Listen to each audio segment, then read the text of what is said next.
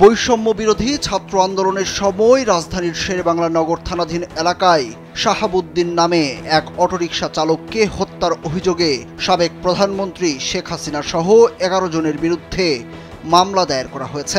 বৃহস্পতিবার ঢাকার metropolitan magistrate Begum Farha দিবা ছন্দার আদালতে মামলার আবেদন করেন মোহাম্মদ আবুল কালাম নামে এক ব্যক্তি। আদালত বাদীর জবানবন্দি গ্রহণ করে শেরেবাংলা নগর থানা পুলিশকে মামলাটি এজাহার হিসাবে গ্রহণের নির্দেশ দেন।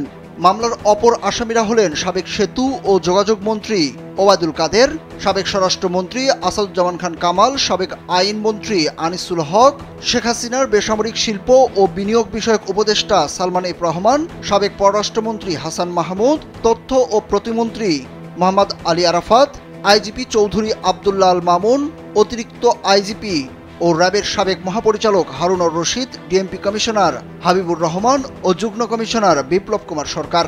বাদীপক্ষের আইনজীবী মোহাম্মদ লিটন মিয়া এই তথ্য নিশ্চিত করেছেন। এর আগে বৈষম্য বিরোধী ছাত্র আন্দোলনের সময় রাজধানীর মোহাম্মদপুর থানার দারুন নাজাত ইসলামিয়া মাদ্রাসার ৪র্থ শ্রেণীর শিক্ষার্থী জুবাইদ হোসেন ইমন হত্যার ঘটনায় সাবেক প্রধানমন্ত্রী শেখ হাসিনা সহ ১৬ জনের বিরুদ্ধে মামলা দায়ের করা হয়।